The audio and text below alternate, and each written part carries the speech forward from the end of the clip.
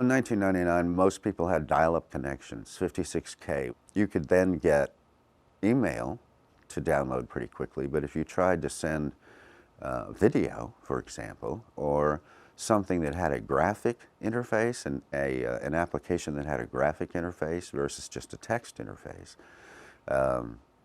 it would be very challenging for that person at home or in his office to work. So what Enron was trying to do, Enron Broadband was trying to do, and what FYINet was working with Enron to accomplish was to offer a broadband platform that would let people see an application that had a graphic interface and be able to interact with it quickly instead of with a great deal of waiting for the next screen to come up.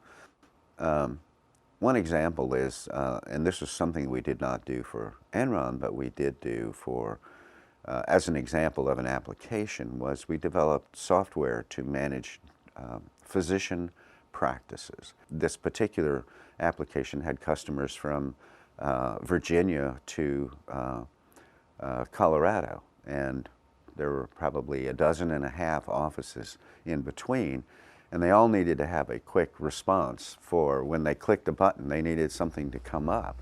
And that Enron Broadband platform was enabling that to happen. And in 2000, that didn't exist anywhere else.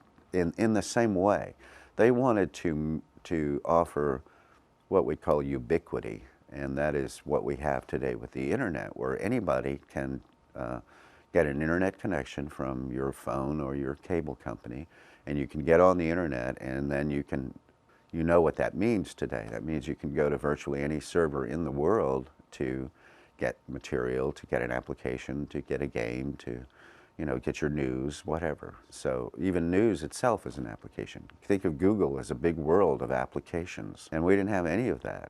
What we were helping Enron do was to develop the environment, the broadband environment that today we enjoy everywhere.